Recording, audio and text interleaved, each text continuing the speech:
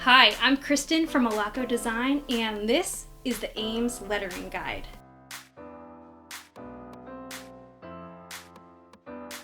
The Ames Lettering Guide is one of my very favorite tools, but when you take a look at it, it seems kind of confusing, but when you know how to use it, it saves so much time when it comes to lining up your projects for calligraphy. Today, I'm going to show you how to use this tool to make guidelines for your next project. To follow along with the demo, you'll need a pencil, a T-square, paper, artist tape or some paper clips, and of course, your Ames Lettering Guide.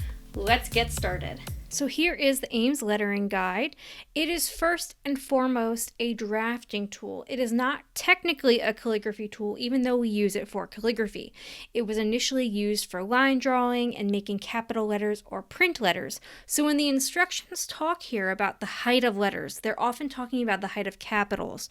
So stating this up front should hopefully help you understand why we will use it the way we do. So let's take a look at this tool. You can see on here so many holes, right? And also a lot of numbers. So we're going to talk through what those are. You can see that some of these holes are kind of seemingly oddly spaced so that they make sense once we talk about them. And you can see it, you can tell, I think, which one I use most just based on how much leftover graphite there is here. I use this one evenly spaced, and we'll get to that in a second. There's also some interesting features like this just makes a check mark for you if you want. But the key to getting different X heights is actually in this wheel. You can move this wheel to get different X heights, but we're going to get into that one step at a time. So first, let me just show you how this works so that you can see why we have all these holes and how it's meant to work. So I have my Ames Lettering Guide. I also have a T-square, which I'm going to hook on the edge of my desk. And that is going to help me have perfectly parallel and straight level lines as I move this guide up and down on my page. So first off, let's just see how this thing works. Okay, you're going to take a pencil, and for the sake of this exercise, I'm just going to stick it right here in this top hole on the far left, and you just glide the device. Then you go into the next hole, and we glide. I like to go back and forth like this. You could pick up and go all the way back if you want. But right here you see we have 3 lines and they are evenly spaced. Now these lines are actually evenly spaced at 1/8 of an inch. If you wanted 1/4 of an inch, you just maybe skip a hole. Now this is 1/4 inch space. So this is really how you use this tool for any set of holes you decide to use. But I think that, sometimes you just look at this piece of plastic and you're like, what does this do?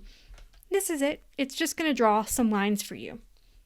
So now let's get into seeing what do all these different settings do. I'm going to start with a fresh sheet of paper here, and actually let's zoom in real quick on this tool. Oh, that's real close. Okay, but this is what we want. We want real close here.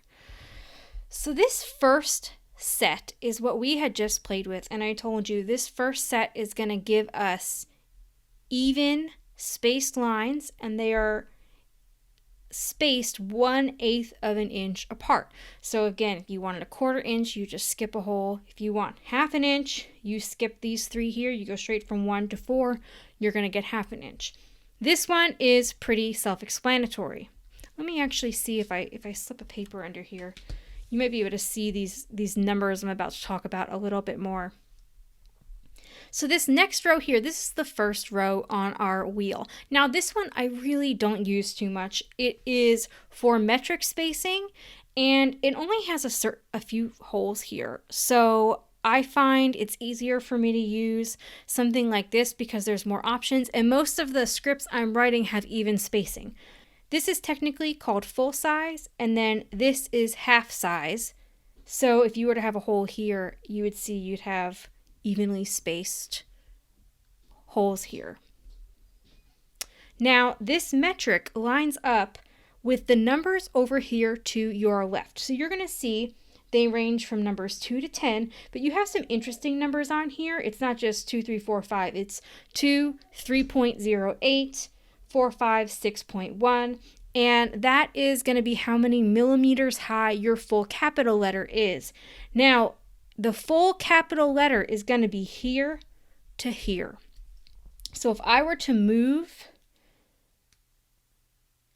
and align this M, there's a tick mark here, up with the number 2, and then I go and I glide along here, going from hole to hole to hole to hole, my full letter height is going to be 2 millimeters. But remember, we're not talking copperplate here or Spencerian. We're talking about the guides, what they're considering to be a full letter height. So that's why I don't always like to use their definition of spacing, because their definition of a capital letter is not my definition.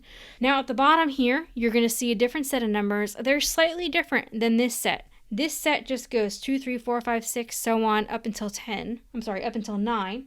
Nope, up until 10. He's just over here. Whereas these numbers, you go 2 and then 3.08, 4, 5, 6.1. These are referring to 30 seconds of an inch measurements. So 2 over 32, 7 over 32. And I know that that can be a lot of math, and I don't really worry about that too much. Sometimes when you need precise measurements, I will do that, but a lot of times I just do these things by eye, and I say, okay, I have my setting on number 9. How many lines can I fit on this page using this measurement? That kind of thing. So I wouldn't really get too worked up about these, but if you're going to be working with our equally spaced column, which you'll see is the column we're going to talk about a lot, you're just going to use these numbers down here. So I hope that that helps in understanding why is this set different than this set. We're talking about metric, and then we're talking about working in inches. So let's maybe get to a bigger size here. And I'm going to show you what our first setting looks like. We'll zoom out a little. Okay. I'm going to come up a bit, and we're just going to do a few lines here. Actually, let's set this at 7 millimeters. Okay. I'm going to do 1.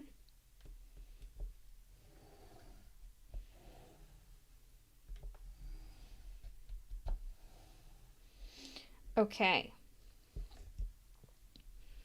So let's zoom out a little more.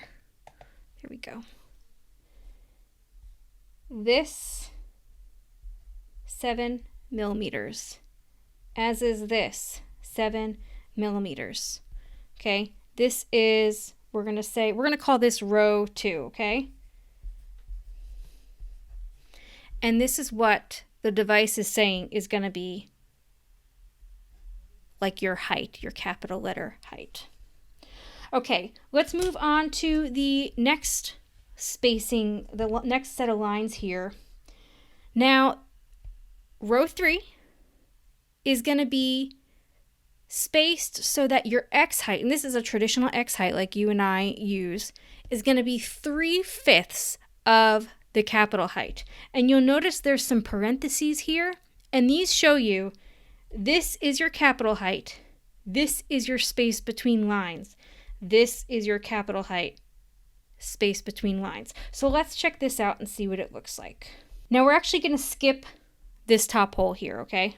We're going to do 1, 2, 3, and then we have 1, 2, 3. So when we look at this, this is our full capital height. This is our spacing. And then this is another full capital height. I probably shouldn't have had an X here because there's our space. This is our X height. And then this is where your capital would be. So it would say, let's see here, row 3. So you can see this is our waistline here. Again, this is not how I normally write my scripts, so I don't really use this setting. But I'm excited because now we're about to get to the row that I use the very most, and that's row 4, which is equal spacing. Now, real quick to review. Okay, row 2 is metric. Row 3 is 3/5 of your capital height. Okay, I know I'm off screen, but you get it.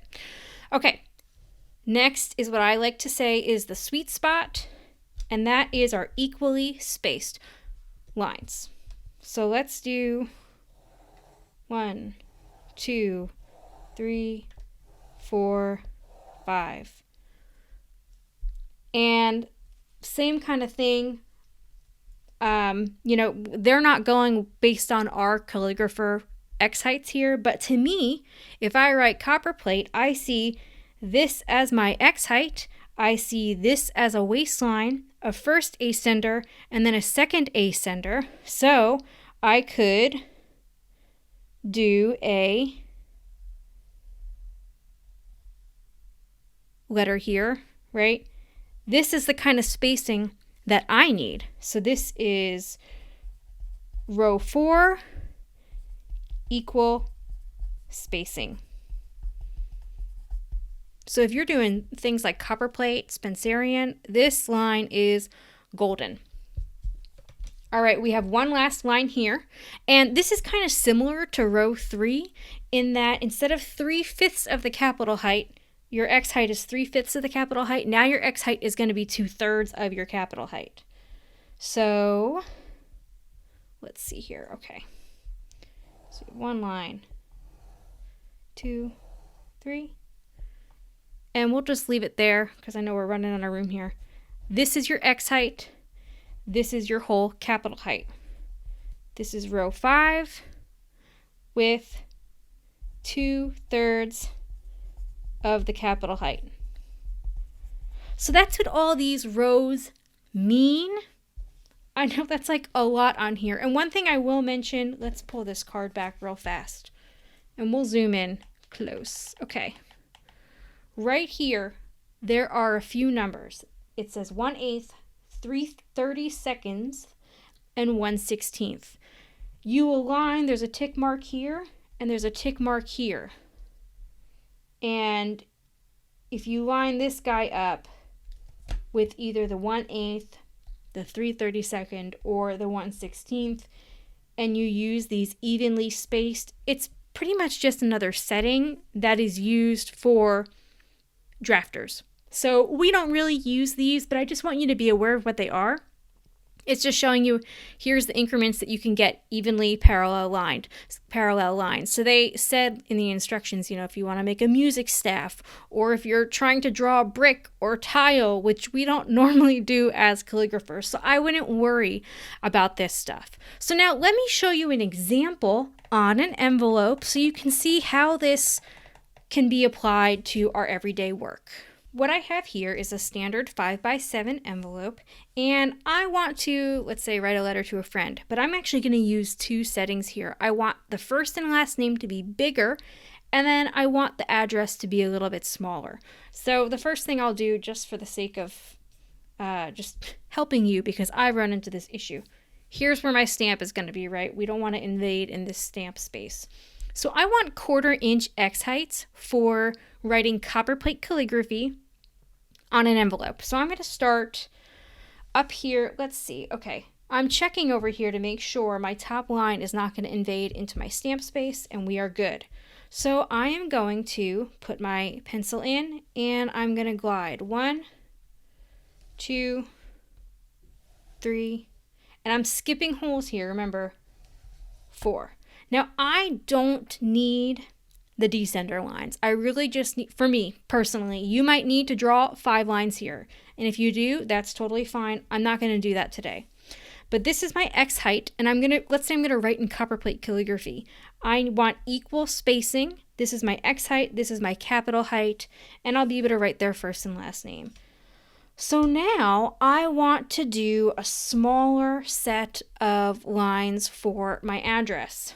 So I'm going to go down here. Now remember, this is the US inches wheel. The bottom numbers are for inches. So I'm going to set mine to 9/32 of an inch for what they consider their capital height. But really what this is going to do is it's going to make my X height a little bit bigger than 1/8 of an inch, just a touch. So I'm going to see, now sometimes I like to see, okay, I want maybe like 3/8 of an inch or 4/8 of an inch space between, but you can really just eyeball, okay, where do I want my first set of lines to be? Okay, I think this is a good spot. And I'm going to use my evenly spaced lines. I'm going to do 4 lines, okay? One after the next. 1, 2, 3, 4. Okay. Now you can see I bobbled a little bit up here, but I'm not going to worry about that. It's actually due to the envelope flap being below. I should have flipped it up, but anyways, we will move on. So, okay, this is great. This is my 3 lines that I need, but remember, we need spacing between lines. So what I like to do for a standard envelope is, this is the last line, I skip 1, and then I go to the next one, and I just keep going. And that's enough space for me, I find, for an envelope. Sometimes I'll skip 2, but today we're just going to skip 1. Okay, now we're back again. I'm going to skip 2, or skip 1. And here's my bottom line. Now for a standard address, I like to put the zip code on its own line. So now you can see though, I ran out of holes. So what do? I bring my T-square down a little. And then you can start at the top, or I only need 3 more lines. So I'm going to line up a hole in this evenly spaced line with my last line. We'll do a quick test here. I think we're good. Okay. And then I just keep going. 3 and 4. Okay, and now we have evenly spaced lines. No problem. I will mention to you too, you might see that I kind of hold my hand on top of the guide, because otherwise, I'll try not to move it. Sometimes this can flip over your T-square a little bit, and you end up with something like this that looks a little bit bobbled, and that's just because I don't have the pressure on it. So I like to put the pencil in here, and then I use my hand to help put pressure so it doesn't glide. But that's how you make your guides using the Ames Lettering Guide. This tool is so great. It's so versatile, and you really can do a lot. You can make, if you wanted a huge X height, you could skip, do every 5 lines or something like that. Really, the possibilities are endless here. And what I like is that this guarantees perfect spacing. Sometimes if I just make maybe a few tick marks or something and I measure out 1/4 of an inch, they're never going to be 1/4 of an inch, because I always tend to just put my ruler just a smidge too far away, and it messes with my spacing. This helps me get the results that I need. Well, that's it. I hope that this little piece of plastic makes so much more sense now. I can't wait to see how you use it. Go ahead and tag me. I'm over on Instagram at the Calligrapher Kristen, and show me what you're working on. Or you can go ahead and leave a comment. Tell me all about it. I can't wait to see what you do with your Ames Lettering Guide.